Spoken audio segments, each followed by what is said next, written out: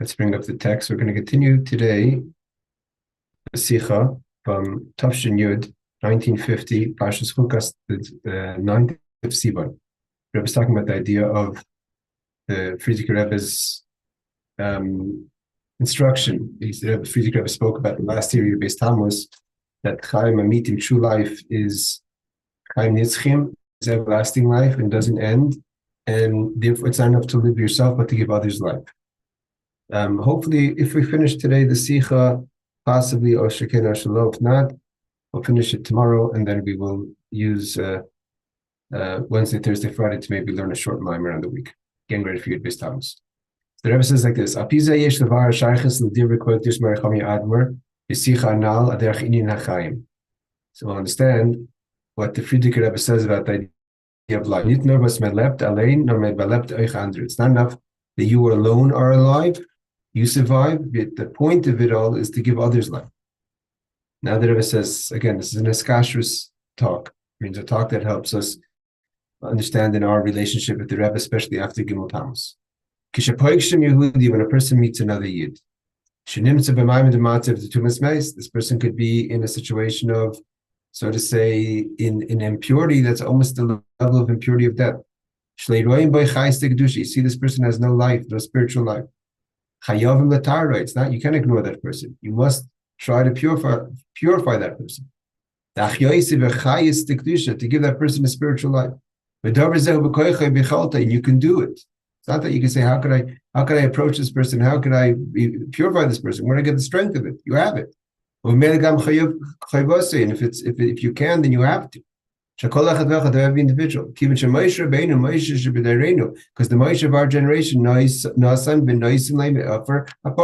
think we did this part yesterday, but good Chazara. Because like we said, that all the Parah Adumahs, all the red heifers take from the ash of Moshe Rabbeinu, and therefore you have the power to take your, so to say, your ash and turn it into a power that could purify someone else. Moshe Rabbeinu hat dir gegeben und gibt dir von dem Eifer von sein Parah. Moshe Rabbeinu gives you from the ash of the Parah Adumah that he first made in the desert, that the Rebbe gives us, that we should be able to take it and to add it to our ash with the Maim Chaim and purify the next person. And therefore, it's not that you have to ask yourself, where do I have this strength? It's because you're being given strength to do it and accomplish it from the Moshe Rabbeinu of our generation. It's always all the abilities, and any time in the times of Moshe, all the way to our times, that person has the ability to engage someone else, and even a person who's too much mace is an impurity of death, and to purify that person. You have that ability from drawing from the Parah Adumah from the red heifer of Moshe Rabbeinu. Yesh l'haisef the Rebbe adds. The beer, yesh l'haisef beer to add explanation. B'diak lashon Rashi. Rashi says, "Parasha asa Moshe v'midbar." That this is always going to be reminded. Everyone, you take every Parah Adumah takes from the calf, from the Parah Adumah, from the red heifer that Moshe did in the desert. So the Rebbe asked, why does Rashi have to tell us this? I call Yedim, everyone knows Moshe was the desert. Where else was he? So surely he did he did in the desert, he did the Parah Adumah. Why does Rashi have to tell us the Parah Adumah, the red heifer that Moshe did in the desert? It's obvious. Because Rashi come to teach us something. Even if a person's in a desert. What's a desert? A place of nachash, of snakes, saraf, of serpents, akra, of scorpion. It's like I said, we're going to later in Dvarim. And even if you're a person who's thirsty, you have no water. You can still affect purification. But to the extent the red heifer that Moshe did, like we said yesterday, that from the ash of the red heifer of Moshe Rabbeinu, the high priest throughout history, until Mashiach comes, including the time Mashiach comes, take from the ash of Moshe Rabbeinu. Where is that Parah that Moshe took from, that Moshe sacrificed? That everyone draws on in all time, in all situations, is the Parah that Moshe did in the desert. Shabbat Woodgish, this is coming to teach us and to stress how important it is in every situation to purify. But that's in the desert, a place where it's a place of snakes, scorpions, serpents of thirst where you can't satisfy. Where that's because that's a place where there could be death, and therefore you have to go and purify it. Whereas in Yerushalayim, in your place of holiness, over there we know that there's a law. You're not going to leave a dead person overnight in Yerushalayim. But they have to Eretz Yisrael b'chalusa. So too, you can't compare Eretz Yisrael to the desert. Especially Eretz Yisrael has within it, eventually, it's going to be all Yerushalayim. Like it says that Yerushalayim is going to spread across the whole Eretz Yisrael. Specifically, Moshe did the Parah outside of Eretz Yisrael, not only just outside of Eretz Yisrael in the desert. And any place outside of Eretz Yisrael is like a desert. This is Zayis to add. That Nasi that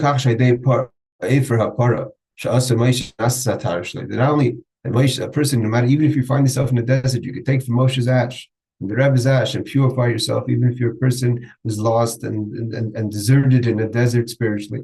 It's not enough to take from Moshe's Parah Adumah. Even if you're a person who's in the desert, which is Nachash, Akrov, etc., all the impurities that you find yourself in, you have to go afterwards and burn your own Parah Adumah and put the ash of Moshe Rabbeinu and purify other people. Notwithstanding, if not too long ago, or possibly in certain extents even now, you find yourself in the desert. It's not enough to find purity and holiness for yourself. You have to find purity and holiness for the others. You take in so you can give out to others. This ability of a person, especially a person that himself or herself finds themselves in the desert, should be able to not only purify themselves, but to also to purify themselves, but also the patients themselves should make a Parah Adumah, that you should be able to purify others. The paras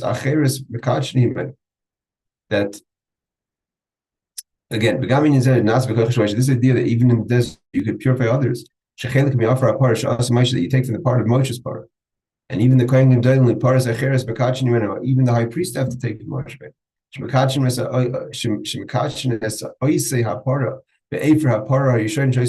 person who goes himself and purifies and burns the Parah Adumah, takes from Moshe's ash to purify themselves from that. What does this mean? This ability you have to purify others. After you yourself become pure. You're drawing from Moshe. However, my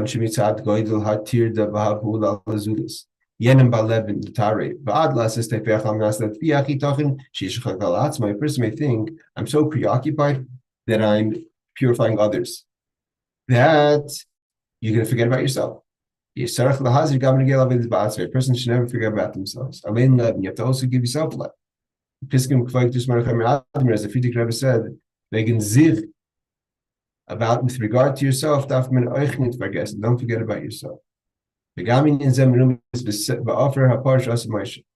this also we find about from the ash of Moshe. It wasn't enough that we put it for other kohanim. It wasn't enough that they use it for people to purify, but also they put away something private. We put away the teach us. Besides for helping others with the ash, that you can purify others from their impurities. And to purify yourself and purify others. You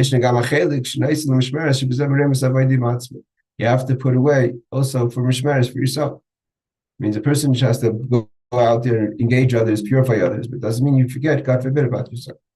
Hold on 1 second. Sorry, in the middle of the day, I said we have to sometimes communicate to others.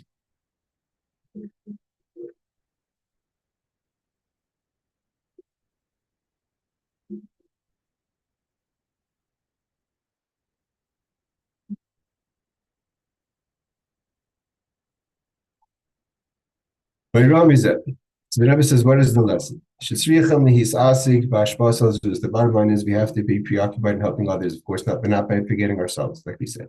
But it's not enough to only work on yourself. You have to give others life. As the Frierdiker Rebbe said,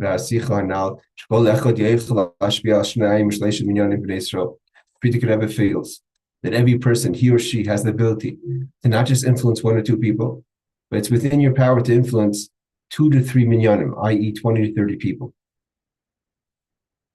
Okay, now that this is getting a little personal, the Rebbe says, the Rebbe turned to someone who was at the Fabring, and again, this is on Shabbos Chukas, Tavshin Yud 1950. This means 1950. The Kasha Yesh Lemishu, sorry, yes, 1950. Kasha Yesh Lemishu Koach Bashpal Azulis. The Rebbe turns to someone and says, if there's a person, obviously he's referring to that person, who has the ability, especially more than maybe the regular person, to be a person of influence, i.e., influence others. You have to know. You have to utilize your power of influence on others for holy things, because a person could be a person of influence for other things, God forbid. Even if the person who is receiving from you thinks they're getting something else from you, but you are a person of influence, you have to be focused that what you're giving primarily is going to be the Kedushah.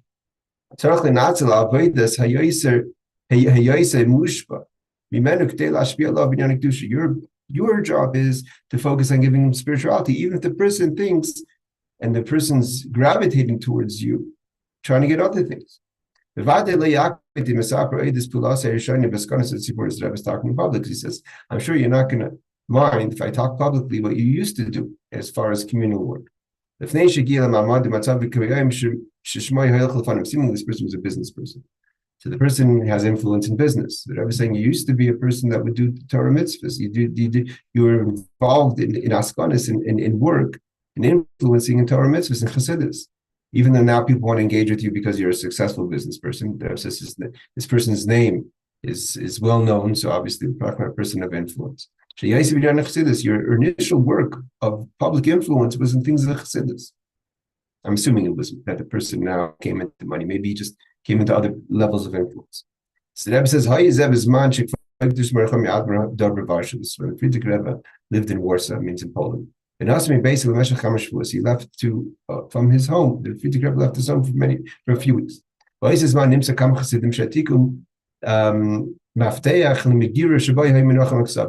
At some point, the Chassidim were able to get a hold of the Friedrich Rebbe's key that was to his private drawers, his cupboard, his filing cabinet. They made a copy of it. So even though the Friedrich Rebbe evidently took the key, they had a copy. And they found someone to go and take out the letters, all the private documents of Friedrich Rebbe, which were on Chassidus, so they could print them down. And this person who's sitting at the Vabring, and the Rebbe said, your job was, you wrote the Chassidus down. He took a lot of private manuscripts of the previous Rebbe that were published, and he wrote them down kind of secretly, so they should have copies of it. And the Rebbe says, this was your first communal work. The merit that you did that. What happened was it was evidently a fire, maybe the bombing of the Germans. And the only way they have copies of these documents is because they were able to steal a key and make a copy and open up and maybe without permission to what's called the Chassidish Geneva to go and write down the Ksavim, to write down the letters. The Rebbe says once many of documents of letters and Ksavim were burned by the Tzemach Tzedek. And he found, he asked the Chassidim, did you at least steal the key and write down these documents, these Ksavim, these manuscripts? And they said no. So Neneva Gevald, he said, Oy, Gevald. Why didn't you steal them and write them down? Like this, we would have had them. Had you taken them, I also would have enjoyed. I love this Zachar. The Rebbe says this person you have to remember. Where you started to be a person of influence in the community. Was with Chassidish things. Where you have to work. If you're a person of influence now, you have to use it for only holy things. The Rebbe continues. He said the idea that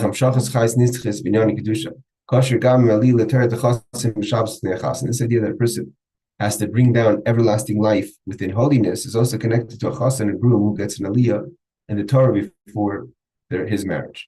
Aliyah Torah, that you're getting called up to the Torah. In Yana, the idea is Hamshachas Taisvus Chais Nischas the Kedushah. Why does a person get called up to the Torah before he gets married? Because it adds holiness, and especially in an important time of their life of marriage. Aside for Shabbos itself that gives holiness to a person, but the gain an aliyah on Shabbos of the Torah, it gives even more holiness.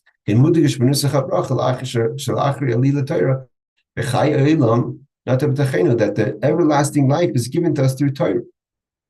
Where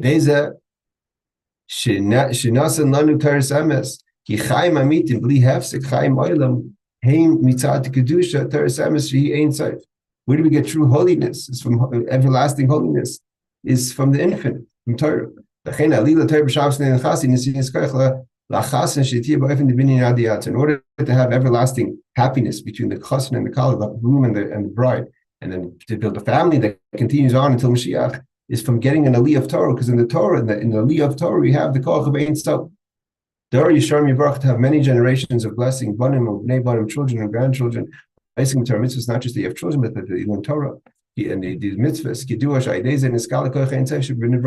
through building families, Jewish families. That's the revelation of infinite within creation. That's why also, till today, we get an aliyah in the Rebbe's room. Because if it's in a moment of empowerment, in a moment of everlasting, where do you want to do that moment? In the room of the Rebbe. That same room that the Rebbe davened and learned. That's where he became, the Rebbe connected his essence with the essence of others in the Yechidus, the combination of Yechidus. That there's a more everlasting energy in the Rebbe's room, in a room where there's Yechidus, which Yechida, we know the Yechida, the Nefesh is everlasting. And so that is also infused in the chassan and the groom who gets an aliyah before his wedding, to infuse that energy into his marriage and into the couple's marriage and building a family of everlasting Torah mitzvahs. A true life without any ending, the Yisa, Chadurim b'Kedushah she'ein sof, that should be permeated with holiness of the infinite. We'll finish the Sicha. With regard in general to the holiday of Yud B'Tammuz, again, the day the Frierdiker Rebbe was released from the entire imprisonment, means no longer to have to be in exile. He wrote, the Frierdiker Rebbe wrote a letter. Not only was I personally, the Frierdiker Rebbe, redeemed on the 12th of Tammuz. Whoever loves, whoever finds Torah precious to them, this was a freedom for them. Those who keep mitzvahs, even if you just call yourself a yid, that's a freedom for you. The Rebbe says one condition for redemption is the first has to be an imprisonment. You're redeemed from a situation of imprisonment. So if the redemption is for whole Klal Yisrael, we must say the idea of imprisonment that also affects Klal Yisrael. What's the idea of being imprisoned and then getting redeemed? Later, actually, the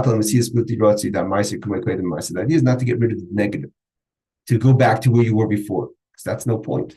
What's the whole point of being in prison and then get redeemed to go back to square one? The whole point is that now you're doing better than had you never been arrested, because of the gula that comes after, the redemption that comes after the imprisonment.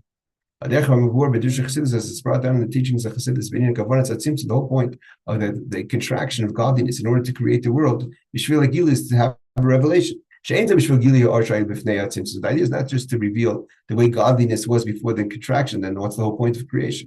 What's the whole point of the contraction? It has to be a greater light. The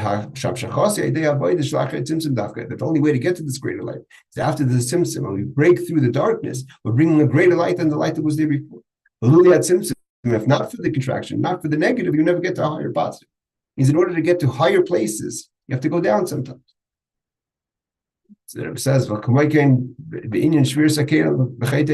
thing applies to the breaking of the vessels and the sin of the tree of knowledge. Because only after impurity became part of our avodah, we had to be mevar and refine the impurity. Like it's the Alter Rebbe says, from Eitz Hadas, until the people ate from the Eitz Hadas, we had no connection to impurity. Through that specifically, we could be more light. The dugmas b'avodah being a tshuva is like the benefit of tshuva. It's not just that tshuva fixes. We're just starting to get to tshuva today in Tanya. It's not just that the tshuva fixes the things that are negative. There's no even memory of something negative. It has to be even more than better than where you were before you sinned. That's why where tzaddik stands. Tzaddik can't stand in the place where Baal Tshuva is. The Baal Tshuva is much greater because the Baal Tshuva is sin and is able to bring the greater light through Tshuva. So too with the redemption and the imprisonment. Surely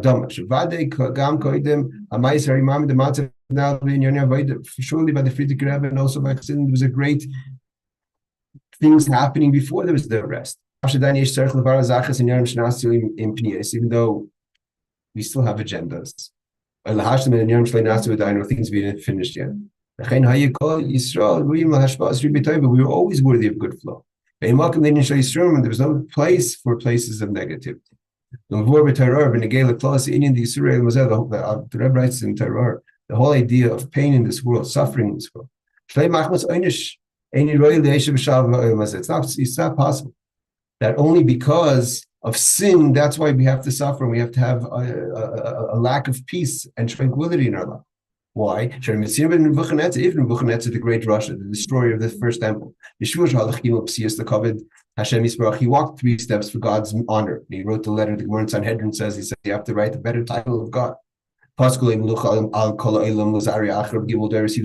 to rule the world, and 3 of his and 3 generations afterwards, just because he took 3 steps. The Rebbe says, surely every Yid has more sichos than Nebuchadnezzar.